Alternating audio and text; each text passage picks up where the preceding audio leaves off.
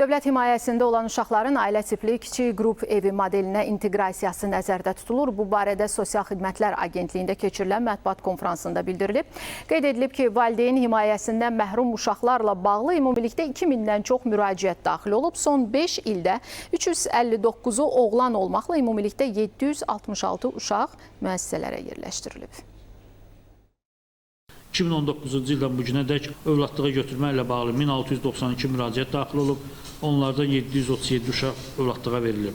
Onlardan 371 oğlan, 366 nəfəri isə qızdır. Bu dövrdə əcnəbilər tərəfindən övladlığa götürülənlərin sayı 3 nəfərdir. Övladlığa götürülən uşaqlarla bağlı 7000-dən çox monitorinq həyata keçirilib. Övladlığa götürülən uşaqlardan 398 nəfəri qohumu, 143 nəfəri isə ögey ata-anası tərəfindən övladlığa götürülüb. Ötən dövrdə qeyd etdiyimiz alt sistem himayədar ailə qayğı modeli 79 müraciət daxil olub və 49 uşaq himayədar ailəyə verilib. Onlardan 30'u qız, 19'u isə oğlandır.